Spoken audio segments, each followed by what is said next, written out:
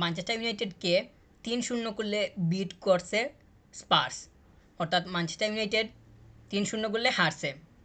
খেলার মধ্যে ম্যানচেস্টার ইউনাইটেডের যে ওই ধরনের কোনো ভালো দিক কিংবা পজিটিভ দিক আছে সেইটা মানে খুঁজে বের করে সেইটা দিয়ে ভিডিওটা শুরু করা আমার কাছে মনে হয় যে একটু বেশি কঠিনই হবে।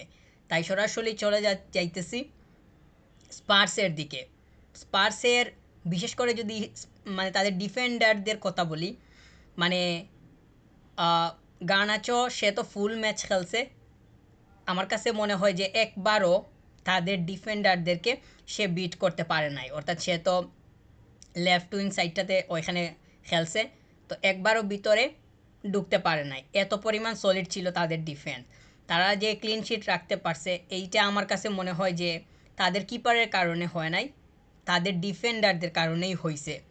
তো পেদ্রো পরো সে ছিল তাদের রাইট ব্যাক, ওই সাইডে লেফট উইং সাইডে ছিল গার্নাচো, একবারও ওকে বিট করতে পারছে বলে মনে হচ্ছে না। আর তাদের সেন্টার ব্যাকে তো ক্রিস্টিয়ান রোমেরো সে আছে, আরেকজন ছিল। তো এই দুইজনই তারা যথেষ্ট পরিমাণ সলিড ছিল। তো এই যে তারা এত পরিমাণ সলিডিটি দেখিয়েছে, এটার সামনে ম্যানচেস্টার ইউনাইটেড কোনোভাবেই দাঁড়াতে পারেনি। আর ফার্স্ট হাফের শেষের দিকে গিয়ে তো ব্রুনো ফার্নান্দেজ সে রেড কার্ড পেয়ে মাঠ ছাড়ে, ওইখান থেকেই ম্যানচেস্টার ইউনাইটেড তারা 10 ম্যানের হয়ে যায়। তো 10 জন 10 ম্যান নিয়ে খুবই কঠিন অবস্থায় সময় পার করা লাগছে। আরও যে বেশি গোল মানে হজম করতে হয় নাই, এইটাই হইতেছে আজকে ম্যানচেস্টার ইউনাইটেডের সবচেয়ে বড় ইতিবাচক দিক। মানে যখন ৭৪ মিনিট, 74 মিনিটস বা 75 মিনিটস এই সময়ের দিকে মেডিসনকে, মেডিসন, ভার্নার আর জনসন এই তিনজনকেই উঠিয়ে নেওয়া হয়। মানে স্পার্সের কোচ কতটুকু পরিমাণ তার ওনার কনফিডেন্স যে উনি তা একদম সামনের দিকের কিংবা একদম ইম্পর্টেন্ট প্লেয়ারগুলোকে 15 মিনিট বা 16 মিনিট হাতে থাকা অবস্থায় তুলে নিছেন। তুলে নিয়ে আরও তিনজনকে নামাইছেন, যেই তিনজন মোটামুটি বলা যায় যে ইয়াং, তারা এত বেশি এক্সপেরিয়েন্সডও না। তো মানে 15 মিনিটে তো অনেক কিছু হয়ে যাইতে পারে। 15 মিনিটে খেলার মূল, মানে 15 মিনিটে এমনও হইতে পারে যে 4 থেকে 5টা গোল করা সম্ভব। তো এই সময়টা হাতে থাকা অবস্থায়ও, মানে এই সময়টা হাতে রেখেই তিনি 3টা গুরুত্বপূর্ণ প্লেয়ারকে সরিয়ে আনেন। তো এতটুকু পরিমাণ ওনার আত্মবিশ্বাস বা কনফিডেন্স তিনি দেখাইতেছেন ম্যানচেস্টার ইউনাইটেডের এগেইনস্টে, তাও এওয়ে ম্যাচে। মানে ওল্ড ট্রাফোর্ডে খেলা হইতেছে ম্যানচেস্টার ইউনাইটেডের মাঠে, ওইখানে এসে এমন পরিমাণ আত্মবিশ্বাস, এইটা কিন্তু আপনি সব সময় দেখতে পারবেন না। এওয়ে ম্যাচে এসে গুরুত্বপূর্ণ প্লেয়ারদেরকে দিয়েই সময় পার করানো হয় কিংবা গুরুত্বপূর্ণ প্লেয়ারদেরকে মাঠে রেখেই খেলানো হয়, কিন্তু ওইখানে তিনি 15 মিনিট হাতে রাখা অবস্থায় তাদেরকে সরিয়ে নিছেন। টিমো ভার্নার সে তো যে পরিমাণ স্পিড নিয়ে খেলছে আজকের ম্যাচটা, তার ক্যারিয়ারে যতগুলা গুরুত্বপূর্ণ ম্যাচ আছে যদি 5-6টা ম্যাচের হিসাব করা হয়, তাহলে আমার কাছে মনে হয় যে আজকের ম্যাচটাকেও মানে জায়গা দেয়া যাইতে পারে। এত পরিমাণ সে মানে ভালো খেলছে কিংবা এত পরিমাণ সলিড ছিল। তো মানে লিসান্দ্রো মার্তিনেজ, ডিলিক্ট এরা বারবার বিট হইছে। মানে তাদের অসহায় অবস্থার মতো ছিল আজকে পুরোই ম্যানচেস্টার ইউনাইটেডের ডিফেন্ডার। দিয়াগো দালত, তারপর মাজরাউই, লিসান্দ্রো মার্তিনেজ আর ডিলিক্ট, এই তো 4জন ডিফেন্ড, এরাই কন্টিনিউ করছে। কোনোভাবেই কোনো মানে সামাল দিতে পারে নাই, কোনো কিছুই হয়ে ওঠে নাই। তাছাড়া আজকে ম্যানচেস্টার ইউনাইটেড যে ফরমেশনটা নামাইছিল কিংবা তাদের যে প্লেয়ার্সগুলোকে তারা নামাইছিল, তো ওইখানে তো রাশফোর্ড আর গার্নাচো তারা দুইটাই স্টার্ট করছে। তো আমরা অনেক সময় দেখতাম যে মানে গার্নাচো যদি স্টার্ট করতো তখন তাকে সরিয়ে রাশফোর্ডকে মানে সাব করানো হইতো, অথবা রাশফোর্ড স্টার্ট করলে তাকে সরিয়ে গার্নাচোকে সাব করানো হইতো। তো এইরকম দেখা যাইতো মানে দুইজনকে একটু করে খেলানো হইতো, কিন্তু আজকে দুইজনকে মানে স্টার্ট করানো হয়েছে। যদিও এটা অস্বাভাবিক কোনো বিষয় নয়, তবে দুইজন স্টার্ট করেও যে কোনো লাভ হয়েছে সেইটারও দেখা পাওয়া যাইতেছে না। কুবি মাইনুকে মানে সেকেন্ড হাফের শেষের দিকে, মানে ফার্স্ট হাফের শেষের দিকে তাকে সরিয়ে নেওয়া হয়েছে, তাকে দেওয়া হয়েছিল, কিন্তু সে যথেষ্ট পরিমাণ মানে ঠিকঠাক ছিল না, তাকে সরিয়ে নেওয়া হয়। সেকেন্ড হাফে গিয়ে কাসেমিরোকে দেওয়া হয়েছে। কাসেমিরো আসার পরে কোনো কিছুই হয়নি, মানে কাকে নিয়ে কি বলবো, মানে ম্যানচেস্টার ইউনাইটেডের তো কোনো প্লেয়ারকে নিয়েই বলার মতো কোনো কিছু নেই। 3-0 হারার পর যেখানে একটা গোল পর্যন্ত তারা কেউ করতে পারেনি কিংবা স্কোর ছিল না, এখানে পজিটিভিটি খোঁজা তো একটু মানে দুঃসাহসিকতার বিষয় হয়ে যাইতে পারে বলে মনে করতেছি। এখানে তো পজিটিভিটির কোনো কিছুই নাই। তাদের গোলকিপার ওনানা কয়েকটা সেভ করছেন, হয়তো স্কোর আরও বড় হইতো, 5-6টাও চলে যাওয়ার সম্ভাবনা এরকমও থাকলেও থাকতে পারতো। তো স্পার্সের যখন 15 মিনিট হাতে থাকে, যেই তিনজনকে মানে অফ করানো হয়, সাব অফ মাঠ থেকে তুলে নেওয়া হয় আর তিনজনকে পাঠানো হয়, ওই তিনজন আসার পরও তাদের কিন্তু স্পিডটা আগের মতোই ছিল। ওই তিনজন আসার পর যে তারা একটু ডাউন হয়েছে তাও হয়নি। এওয়ে ম্যাচে এসে তারা এইরকম দাপট দেখিয়ে চলে গেছে, মানে গড়ের মাঠে এসে মানে ম্যানচেস্টার ইউনাইটেডে এসে তাদের গড়ের মাঠে এসে অন্যরা তাদেরকে উড়িয়ে দিয়ে গেছে এইরকম অবস্থা। মানে যে আসতেছে ম্যানচেস্টার ইউনাইটেডকে গোল দিয়ে চলে যাইতেছে কিংবা একদম ডমিনেট করে যাইতেছে, ম্যানচেস্টার ইউনাইটেড অসহায়ের মতো বসে বসে দেখতেছে, এইরকম তাদের বর্তমান অবস্থা। তারা তো লাস্ট ম্যাচটা খেলছিল হইতেছে ওয়েফা ইউরোপা লিগের ম্যাচ এফসি এফসি 20 এর এগেনস্টে, ওইখানে 1-1 ড্র হয়েছে।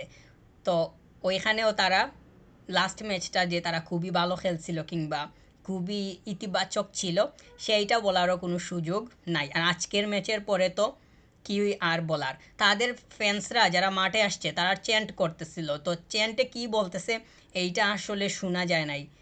কমেন্টেটর তো যেইভাবে কমেন্ট্রি করে যাইতেছে এটার মধ্যে শোনা অনেক কঠিন, মানে কিছু না কিছু তো বলতেছিলই তারা, ওইটা হয়তো সোশ্যাল মিডিয়াতে কোনো না কোনোভাবে হয়তো চোখের সামনে আসতে পারে কিংবা দেখা যাইতে পারে, কিন্তু ফ্যান্সদের এমন মানে সাউন্ড দেখে মনে হইতেছে যে তারা কোনোভাবেই সন্তুষ্ট না। সন্তুষ্ট থাকার তো কথা না, সন্তুষ্ট তো কোনোভাবেই থাকার কথা না। গড়ের মাঠে এরকম অবস্থা, যখন স্পার্সের মাঠে যাওয়া হবে তখন তো স্কোর ডাবল হইতে পারে।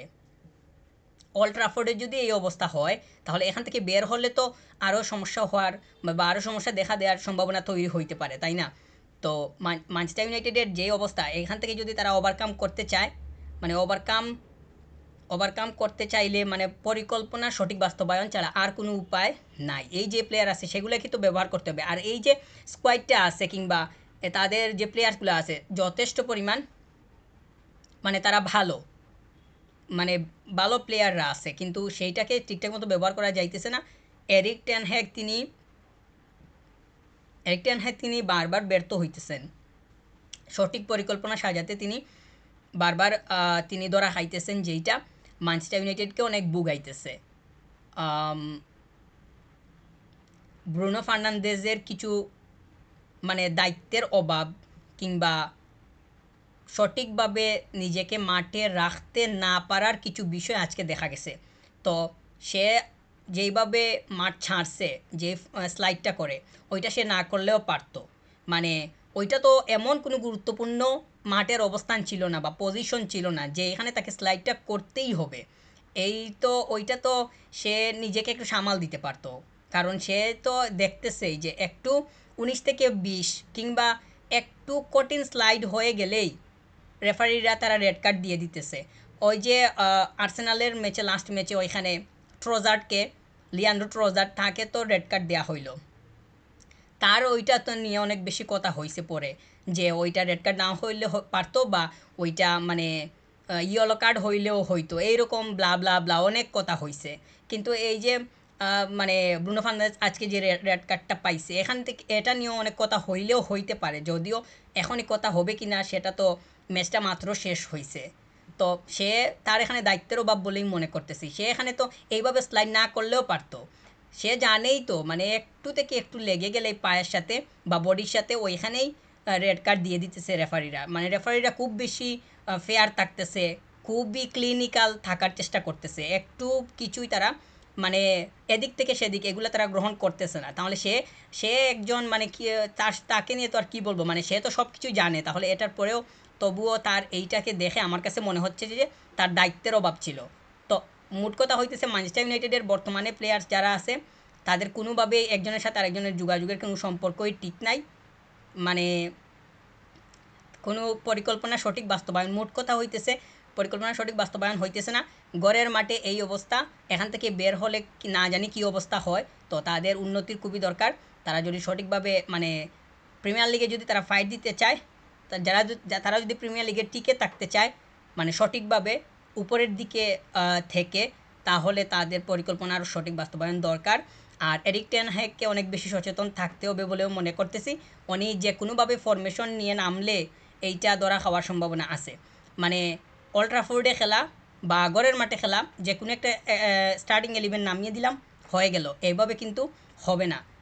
একদম পারফেক্টলি নিয়ে না নামতে পারলে পরের ম্যাচেও দেখা যাবে যে পয়েন্ট লুজ করা লাগতেছে, তখন অনেক বেশি পেছনে পড়ার সম্ভাবনা থাকবে। ঘরের মাঠ থেকে যদি পয়েন্ট নিয়ে না নেওয়া যায়, তাহলে কোথা থেকে পয়েন্ট নেওয়া হবে? মানে এভাবে ম্যাচে গিয়ে পয়েন্ট নেওয়া কি এত সহজ? এত সহজ না। তো পয়েন্ট নেওয়ার মূল জায়গা হইতেছে নিজের গড় থেকেই পয়েন্ট খোয়ানো হইতেছে। মানে ম্যানচেস্টার ইউনাইটেড এমন একটা আজব দল, যারা নিজেরা নিজেদের পায়ের মধ্যে কুড়াল মারতে অনেক পক্ক। এই হইতেছে ম্যানচেস্টার ইউনাইটেডের অনেক বড় একটা বৈশিষ্ট্য বর্তমান সময়ের জন্য। কিন্তু তারা তাদের এইগুলা কাটিয়ে উঠে দরকার, না হলে তাদের জন্য অনেক খারাপ সময় অপেক্ষা করতেছে বলে মনে করতেছি। প্লেয়ার ডেপথ ভালো, কিন্তু পরিকল্পনা ঠিক নাই বা প্লেয়ারদেরকে সঠিকভাবে ব্যবহারের ও ঠিক দেখতেছি না। প্লেয়ারদেরকে মানে সঠিকভাবে ব্যবহার করা দরকার। প্লেয়ারদের মানে দায়িত্বে ইয়াটাও বাড়ানো দরকার। রেসপন্সিবিলিটির দিক থেকে অনেক বেশি স্ট্রং থাকতে হবে। মানে মানে স্ট্রং না থাকলে সব পারফরমেন্স, রেসপন্সিবিলিটি সব দিক থেকে স্ট্রং থাকাটা খুবই দরকার বলে মনে করতেছি। ম্যানচেস্টার ইউনাইটেডের যদি তারা পয়েন্ট একদম পরিশেষে বলতে চাই, তারা যদি পয়েন্ট টেবিলের সামনের দিকে মানে আসতে চায়, তাহলে তো পয়েন্ট নিতে হবে। আর বিশেষ করে নিজের গড়ের দিকে মানে বেশি নজর দিতে হবে, যাতে এখান থেকে পয়েন্ট অবশ্যই বের করে নেওয়া যায়। এখান থেকে মানে ইনভাইটেড দল এসে, ভিজিটররা এসে পয়েন্ট নিয়ে চলে যাবে, সেইটা তো ম্যানচেস্টার ইউনাইটেডকে কোনোভাবেই আগানোর স্বপ্ন দেখাতে পারবে না। তো তাদের অনেক বেশি সচেতন থাকা দরকার। পরিশেষে একটা কথাই বলতে চাই, তাদের অনেক বেশি মানে শক্ত পরিকল্পনা নিয়ে সেইটা বাস্তবায়নের উদ্দেশ্যে মাঠে নামতে হবে, না হলে তাদের অনেক খারাপ সময়ের জন্য অপেক্ষা করতে হবে বলে মনে করতেছি।